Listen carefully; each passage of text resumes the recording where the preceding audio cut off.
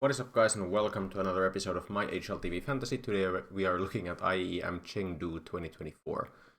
I guess I should show how I did in the playoffs. I didn't do well. I'll tell you that much.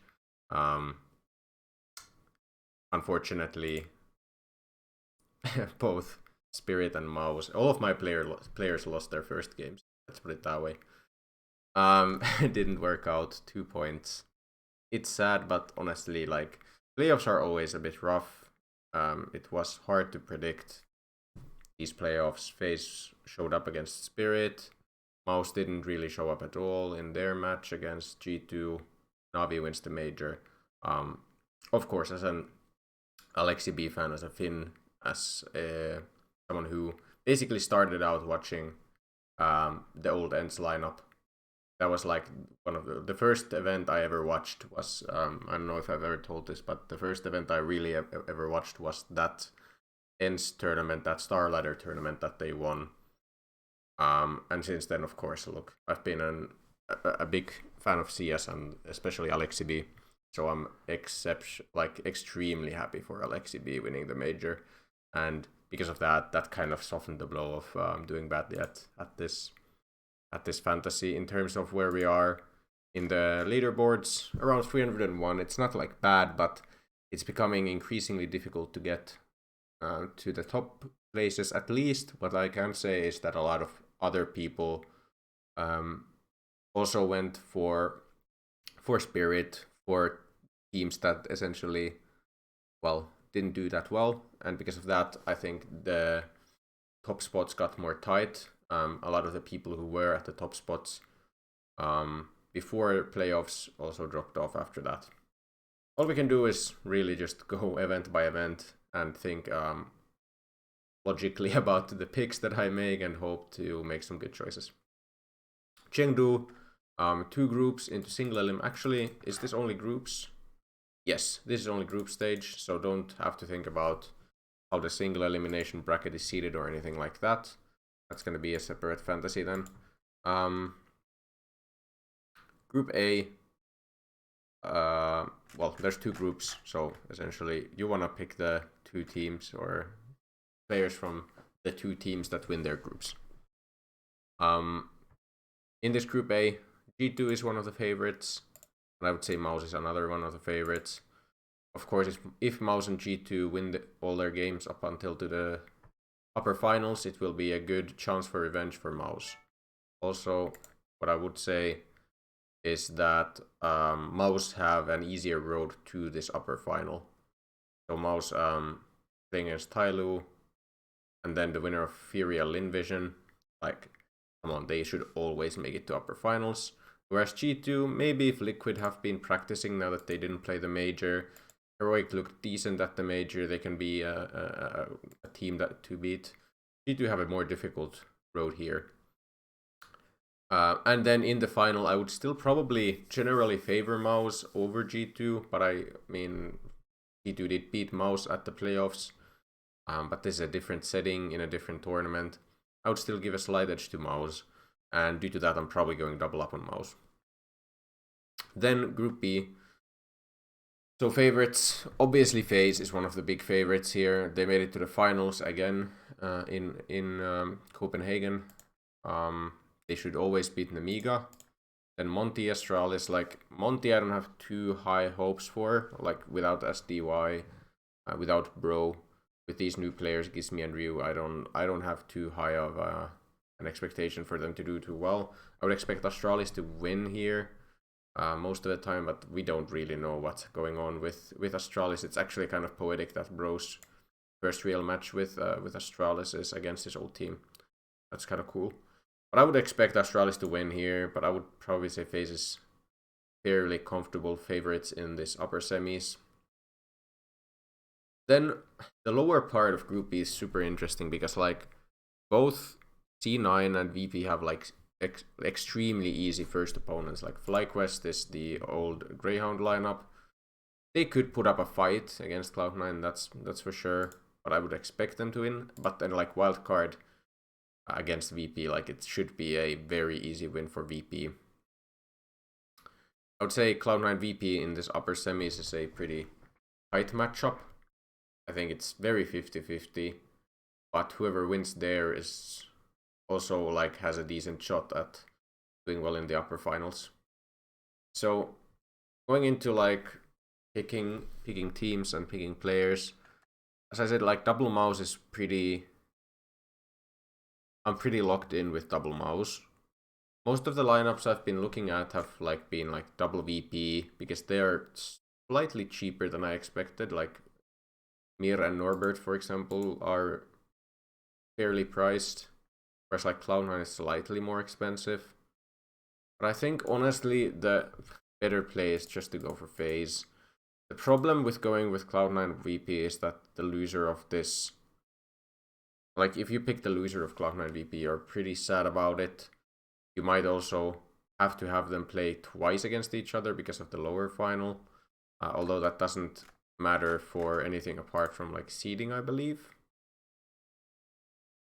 Oh no, wait, it's one of these again. Oh yeah, I'm stupid. Yeah, obviously, just making it to the upper final is already kind of good enough because you still get padding points for the lower portion. But you do want to have, like in the optimal case, the winner of the whole group.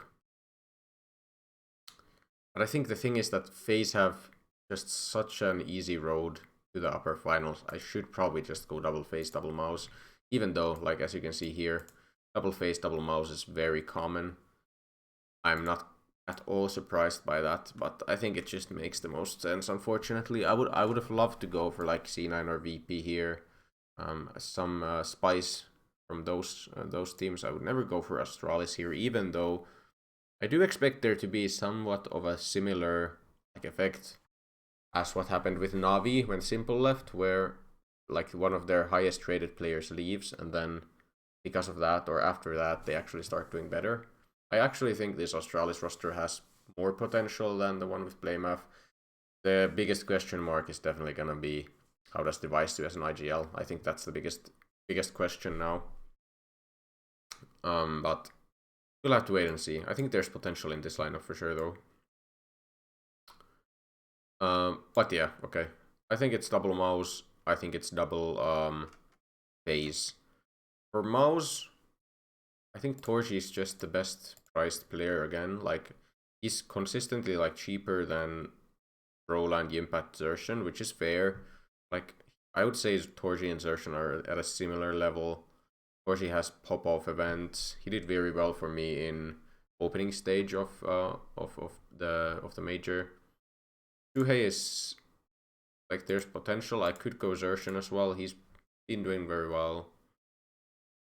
I think it depends on the money and who I want to pick from FaZe. I think from FaZe, I wouldn't go Brokey. He had a very good major, but like in general, but I just don't. He's so inconsistent is the problem, right? Rops for 210 is like a crazy price, I think.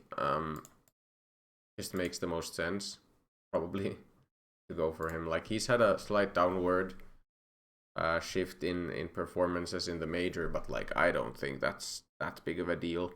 I just think this guy's still one of the better players on FaZe. Like he certainly isn't like clearly worse than Brokey, for example. And 210 grand is just such a fair price. You can go for Rain. I think that could be actually nice, avoiding Carrigan. I don't mind going Carrigan if that's what like the money kind of says. If you go Carrigan, and then you probably can actually go for like one of the more expensive guys from Mouse. Exertion maybe even someone more expensive. Because I am eyeing up Hooksy as my 5th. I know it's like extremely template. Carrigan is the most picked player. I know it's like super highly picked players only. But who can I afford with this? Like Brolan. This seems like an insane lineup to me. I know I have Carrigan and Hooksy, but that allows me to have Robs, Torji, Brolan. Like money-wise, that just works. I do think Hooksy is probably the best 5th player. Like if I look at other fifth options, yeah, from G2 there's really no one I am really liking. Like it would be one of the VP or C9 players to go for, I think, as a fifth. You could even make the case for like an Exile. He's had a really, he's just put up way better numbers in the past few events. Especially the major he did show up in. Like 211, like that's bad use of money. I wouldn't really want anyone else from C9, to be honest. I think he's the player to go for from C9. Could go Jame for 210. I just think it's... Oh, I just think it's very likely that G2 do make it to the upper finals to play against Mouse. We haven't seen anything from Liquid that would make us think that Liquid is an option. Obviously, they haven't really played much, so that's a potential problem. I think you could make the argument to gamble for them instead of going for G2. Like, if you wanna make up, if you feel like making a bigger gamble, I don't think Liquid is a poor choice. I just think that it's hard to go for that. How are James' stats in the past few events? So he's had really just decent ones, except for this one qualifier where they played like 8 maps. I don't know why he's that cheap, honestly. Maybe James is the player to go for. I mean, he gets to always farm wild card. I think that's just such an easy matchup.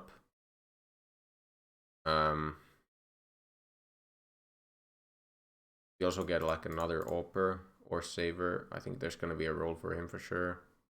Duhei's always gonna have that problem with the roles, but I think I just go IGL on him. Yeah, I think this is the lineup for me. It's weird going with a fifth who is this expensive, but I don't mind it in this case because like get such a good player from a team that I expect will do super well here. I do think Carrigan is gonna do decently against like an Amiga as well. I think this makes sense. In terms of main op, 50-38, 53-38, but 66-30. Yeah, for sure we go main op, Torji and Camper Jame. That's not really question. I think here the obvious thing is just to go leader. I guess Carrigan actually has like eco-friendly as a decent role. He could go support, but like eco-friendly is just better according to numbers. Well, Noob is maybe even slightly better, but I don't want to go for that because we know what can happen here against Nemiga. And then Ropes. 27-48. 20-73. That's a crazy amount of consistency for attacker here. 36-41, I'm sorry. 25-63 is the slightly better. So you get like 90%. It's actually very close. Which one's better?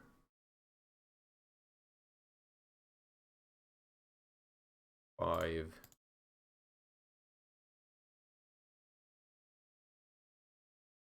I think actually attacker is slightly better just because of the consistency factor, just based on numbers.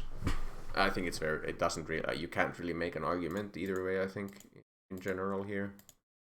I would go attacker, slightly favoring attacker here. Weird that CT rating is, yeah, I guess there's just more variance in CT rating then. Yeah, let's go attacker. It makes a ton of sense, I would say. Then boosters, yeah, we can throw in boosters as well. Either against Tyloo, that has to trigger, I think. It's a best of one starter as well, by the way. Just like in case you didn't know, it's best of ones first, and then after that, all best of threes.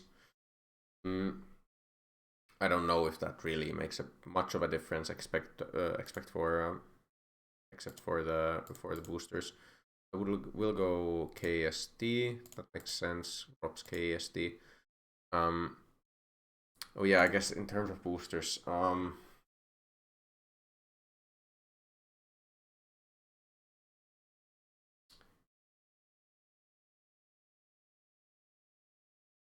like 15 boosters we get to use at least. So we can leave like 3 boosters that are super low trigger rate away.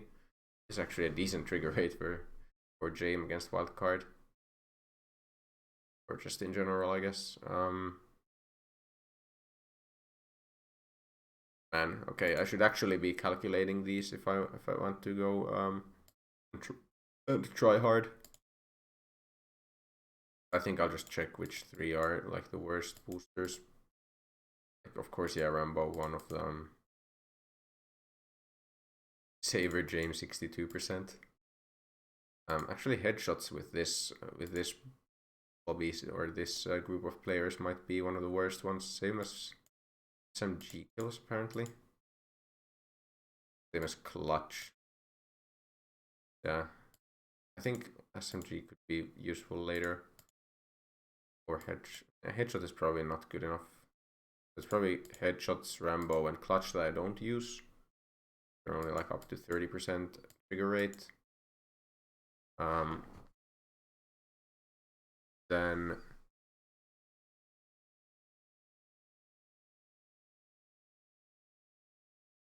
yeah, I mean, I could be thinking about this way too much. Or I could be thinking about this way more, I mean, honestly.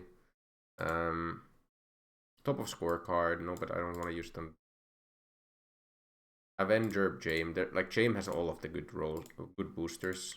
Harry. Where is she? That's fine. And then something for... There's a lot of good ones for Carrigan, honestly. So I think like cannon fodder. I don't want to use like assist here. He might survive a lot more rounds than that just because they're playing like Nemiga. Who knows? I'll go cannon fodder. I don't really know what else to do with that booster anyway. But yeah, that is the lineup. I think the inclusion of James makes it like different enough. A lot of people are probably eyeing up like the cheaper guys like Mir and Norbert from VP. And then, yeah, I mean, Huxi, Hunter, we're not going with any G2 players here now, which is a slight risk. I think they have a decently easy road to the upper finals. But then again, like Liquid Heroic could honestly surprise. I don't know. It's not impossible. 9Z shouldn't have a chance though. Although it's a best of 1, who knows. Tai Lumas. I'm essentially banking on these super easy best of 1s to deliver for me. And hopefully those are not gonna be too tight. Although, look, it's also like in China, so Mouse versus a Chinese team, who knows, could be a troublesome one, but I can't expect that to happen. Either way, if you enjoy this kind of content, please remember to leave a like and subscribe to this channel. I can never nail that. And I will see you in the next one. Goodbye.